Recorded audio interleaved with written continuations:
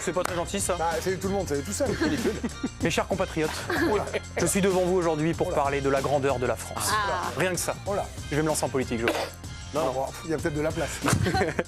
Non, en tout cas, on va parler de la qualité du foot français ce soir. C'est pour ça que j'ai commencé comme ça. L'immense qualité même. Je vais essayer de vous démontrer pourquoi la France est la nation phare de cette Coupe du Monde. Il y a les Bleus, il y a les sélectionneurs, il y a les arbitres, il y a les joueurs formés dans l'Hexagone. Les Français seront partout. Alors, ils seront partout pendant cette Coupe du Monde et le monde entier parle déjà d'eux. Le monde entier parle effectivement de cette équipe de France, de ses stars, de son talent, de son réservoir.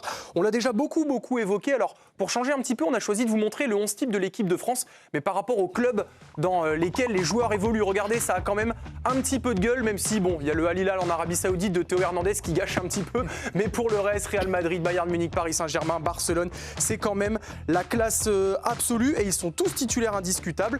Donc, tout le monde connaît les joueurs français, bien évidemment, et tout le monde place les Bleus parmi les grands favoris. Jamie Carragher, l'ancien joueur anglais qu'on ne peut pas accuser d'être un copain, on va dire, il a pronostiqué l'ensemble de la compétition pour le Télégraphe. Il arrive à une finale France-Portugal et voici le résultat.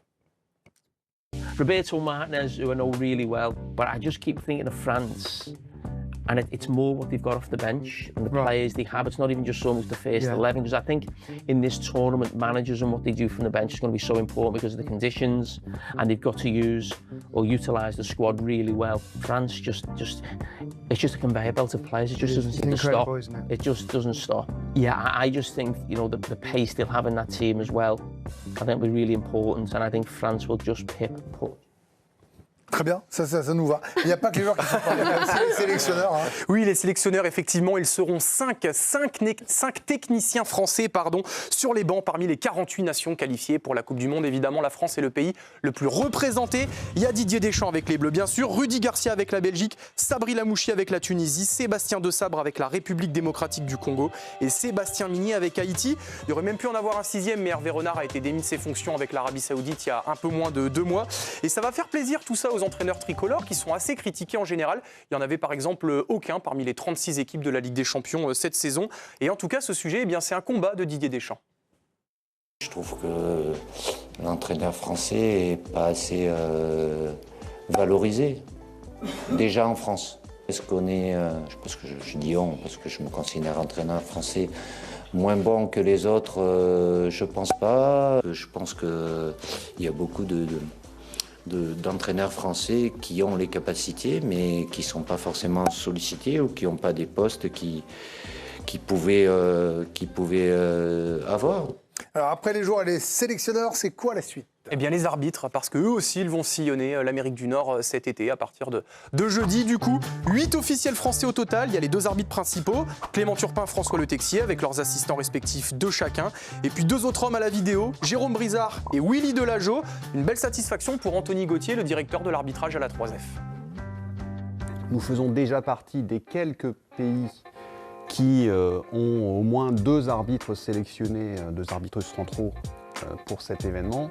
Et nous allons faire partie, avec la sélection de Willy Delageau, des 3 nations sur 27 qui présenteront 2 arbitres vidéo lors de la prochaine Coupe du Monde. La France fait aujourd'hui, à travers cette sélection et la comparaison avec les autres nations internationales, partie des fédérations les plus reconnues en matière de qualité d'arbitrage. Alors on va faire un petit focus sur Clément Turpin parce que sa carrière elle est quand même remarquable. Il va participer à sa 3e Coupe du Monde d'affilée. C'est le 2e sifflet tricolore à réussir ça après Joël Quignou. Et parmi les 52 arbitres centraux choisis par la FIFA, il est clairement parmi les plus expérimentés. Il s'est exprimé au micro de Paul Tellion, c'était il y a un mois. Que ça soit se qualifier pour la première, pour la 2e ou là pour cette 3e là, il y a toujours ce sentiment de fierté parce que c'est dur de se qualifier pour une Coupe du Monde. Il n'y a pas beaucoup de place. Il y a un niveau qui est extrêmement élevé. C'est peut-être ça dont je suis le plus fier, de cette durée dans le temps. Donc, les joueurs, c'est fait, les sélectionneurs, c'est fait, les arbitres, c'est fait. Vous avez encore trouvé autre chose ? Bien sûr, mais on va revenir aux joueurs, effectivement, parce qu'on a parlé des joueurs de l'équipe de France, mais on n'a pas encore parlé des binationaux, de ceux qui sont nés en France, mais qui jouent pour d'autres sélections. Les chiffres sont dingues, il y a 99 footballeurs qui vont participer à la Coupe du Monde, qui sont nés en France. Ça équivaut presque à 4 sélections complètes. Sur ces 99, il y en a 23 avec les Bleus et 76 avec d'autres sélections, en grande grande majorité africaine. Et un dernier chiffre édifiant, 42 joueurs hors équipe de France qui sont passés par les sélections françaises chez les jeunes.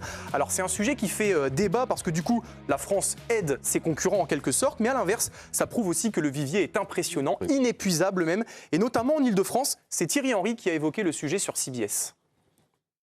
Street football, when I say we, because I'm from obviously the suburb of Paris, we still play hard, the will, the desire. It's all about football, really. Football, it's a state of mind in the suburb of Paris, and so as you can see, I mean, the numbers don't lie. It's crazy. For some reason, there's something special in the area. Bon, j'aurais bien aimé pouvoir dire aussi qu'on allait avoir le plus gros contingent de supporters, mais on verra bien. C'est pas sûr parce que vu le prix que ça coûte, c'est quand même mal embarqué. Mais voilà, il y a quand même assez d'éléments qui prouvent que la France est un immense pays du football mondial et cette Coupe du Monde, eh bien, elle va le prouver. Merci Romain. Avec vous aujourd'hui Victor Coudreau, Baptiste Vautier. Allez, Victor et Baptiste, merci à tous les trois pour ce pourquoi. C'est vrai, Johan, je voyais prendre des notes, donner l'idée de la tête. Il y a beaucoup de satisfaction, finalement, quand on voit ça. Si je prends les joueurs formés en France, les binationaux qui jouent dans d'autres équipes aujourd'hui, quand on voit notre équipe de France aussi, c'est déjà l'élite de l'élite. Je veux dire, mais en attaque, il y a plein de joueurs qui auraient pu, dans les générations précédentes, jouer. Mais là, vous avez quasiment les 4-5 des meilleurs joueurs du monde en attaque sur les 10 potentiels. Donc c'est normal que quelque part on puisse jouer pour d'autres sélections si on a la possibilité. Et heureusement que Romain est là, que vous avez beaucoup parlé en conf ce matin, parce qu'on n'en parle pas assez de ça. Pendant 10 minutes, vous a fait, bah oui, on peut être fier de notre football. Alors après, on a le droit aussi, évidemment, et de manière méritée, de critiquer la Ligue 1, de nos instances qui sont, je me répète, qui sont les plus nuls au monde. On est catastrophique au niveau dirigeants du football de club. Mais en revanche, et là, Romain, tu as eu raison de faire 10 minutes, parce que effectivement, peut-être on s'en rend même pas compte. Moi, je trouve que c'est ce chiffre notamment de 42 joueurs qui vont participer à la Coupe du Monde hors équipe de France et qui sont passés par les U16 français, U18, U19, beaucoup, U15. Et ça, c'est absolument magnifique. On est un bassin et même on peut être fier aussi même de former, d'aider les sélections, d'autres sélections. Finalement, on est tellement généreux, on forme même en France pour les autres. Mais on devrait être fier de ça. Et c'est absolument magnifique. Et après, les binationaux, ils ont le droit de choisir une autre sélection, mais ils auront toujours évidemment le coq sur leur cœur. Ils auront toujours ces années d'expérience passées par Clairefontaine, par les jeunes sélections françaises. Et je trouve, par exemple, qu'il y a vraiment l'exemple, c'est Turpin. Clément Turpin, on sait très bien que les réseaux sociaux, c'est pas la vie, mais Clément Turpin, ça fait 15 ans qu'il se fait démolir sur les réseaux sociaux, même si on sait que c'est pas du tout la vie, que ça n'a rien à voir avec la vie. Mais sauf que c'est bizarre. Hein. La FIFA, il choisit qui pour Clément Turpin, pour le pyrotechnique Bosnie-Herzégovine, Italie, décisif. C'est Clément Turpin. Et il a fait des finales absolument monumentales. Il est toujours excellent, quasiment, dès qu'il arbitre au niveau international. En France, il a eu des polémiques, quand même. Il n'y a pas que les réseaux sociaux. Non, mais c'est quand même.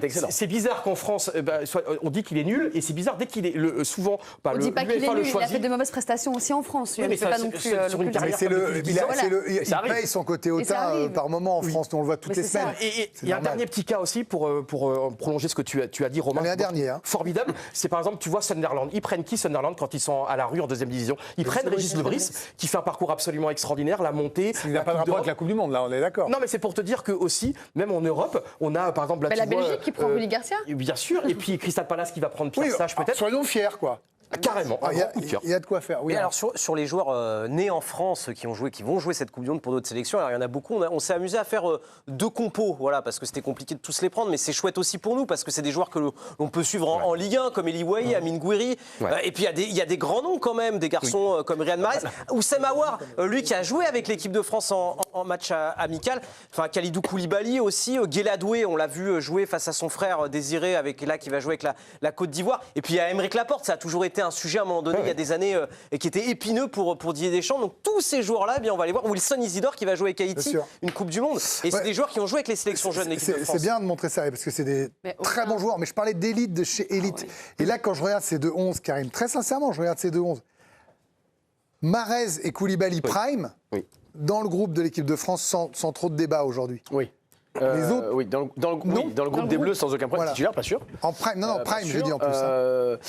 J'ai un regret, moi, sur ces 2 compos, c'est Boadi, parce qu'on aurait voulu voir... Moi, dire Boadi, vous avez... Oui, mais Boadi, un regret. Oui, mais là aujourd'hui, au milieu, il ne peut pas l'être. Un regret en tant que Français. Mais pour le Maroc, c'est extraordinaire. Et je le disais ici sur ce plateau, le Maroc est l'une des plus grandes sélections mondiales aujourd'hui, et je le pèse mes mots. Honnêtement, je pense que c'est un super choix aussi de sa part.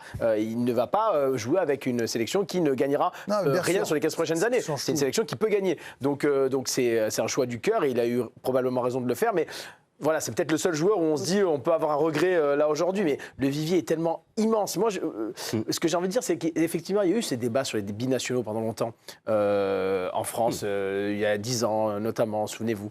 Préparez-vous, ça peut redevenir un enjeu politique dans pas longtemps. Hein. Oui, et en fait, cette récupération, moi, m'agace. Laissons les politiques avec les politiques et le sport avec le sport. Bien et moi, je trouve ça génial qu'on puisse, comme tu le disais très justement, Johan, c'est sain, c'est du sport, c'est du foot. Les gars ne peuvent pas jouer avec la sélection dans le pays dans lequel ils sont nés. Ils ont des origines. C'est ça la France aussi. La France, c'est un pays multiculturel et j'espère qu'on le restera longtemps comme ça.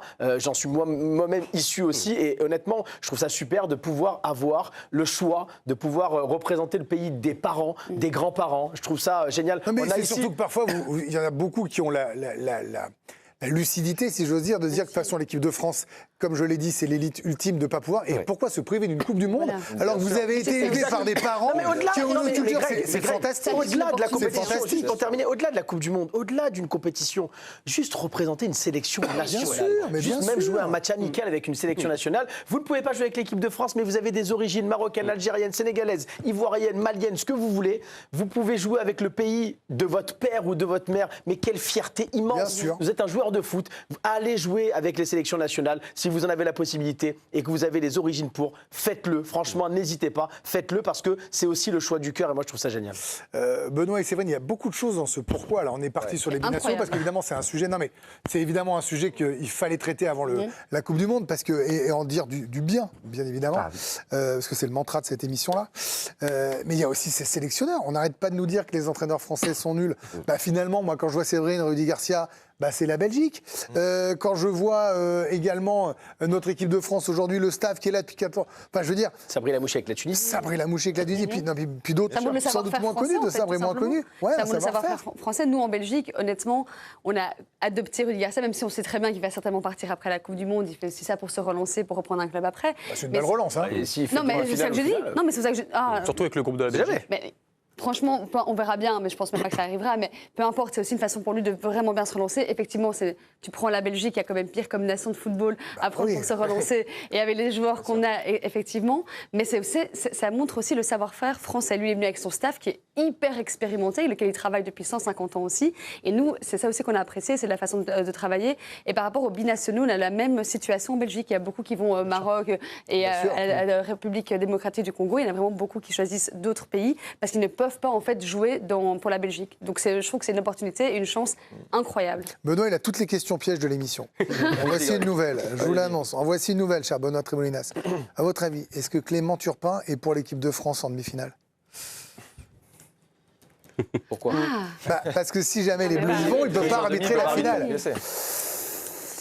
Parce que je dis quand même que ça fait 2... Il est déjà allé très loin. Il a déjà fait une finale. Moi, je pense que malgré tout, il reste supporter de l'équipe de France. C'est le pays avant tout, en premier ordre, donc forcément, non. Bon, c'était une question plutôt vanne, mais on n'a pas vraiment la réponse. Mais c'est ce qu'il a dit. Il a vraiment répondu ça à Paul Tellion. Paul Tellion lui a posé la question, il a répondu ça. Oui, cohérent et logique. Mais après, pour revenir un peu sur tout ce que tu as fait, Romain, qui est... Le doc est incroyable. En fait, il faut vraiment saluer aussi tout le travail aussi des éducateurs, des directeurs de centres de formation. Parce qu'en fait, tous les binationaux, tous les joueurs de l'équipe de France, l'élite, ils sont là aussi grâce à tous ces gens. Et ça prouve aussi qu'en France, on travaille très très bien. Pourquoi il y a beaucoup de clubs étrangers qui, à déjà 15, 16, 17 ans, ont des vues sur certains joueurs français qui, dès qu'ils auront 18 ans, pourront aller signer ou leur promettront des gros chèques. Parce qu'en fait, ils savent très bien que la formation française est très forte, très pédagogique aussi. Donc ça, il faut en parler. Et puis malgré tout, l'arbitrage aussi. On a été très critique envers l'arbitrage. On a eu la chance de voir M. Gauthier, qu'on n'a pas vu de la saison, mais on l'a vu là pour le doc. C'était vraiment très sympa. Et là aussi, malgré tout, les arbitres français sont là. Ils représentent aussi le pays, la France, le savoir-faire. Donc il fallait le saluer. Et bravo à toi, Romain. Eh ben, oui, dernier mot, Johan. Ouais, c'est une question pour Benoît, comme tu as beaucoup évolué à l'étranger. Le regard que tu avais par rapport au foot français en Ukraine, en Espagne, c'était quoi? Il y avait du respect? Après, il y a énormément de respect sur le côté français. On travaille énormément aussi à l'étranger, on travaille très bien. Mais c'est vrai que la culture française, quand on sort d'un centre de formation en France, on est regardé différemment. Très bonne question. Je suis journaliste. Il fait son auto. Très grande émission de j'ai Johan, craqué. ce soir. J'ai craqué. Excusez-moi, confiance, un peu de recul. je suis encarté. Et j'ai un scoop, il adore les serpents. Tout à l'heure. Oh là On peut là. faire après ça. Bon, merci Romain.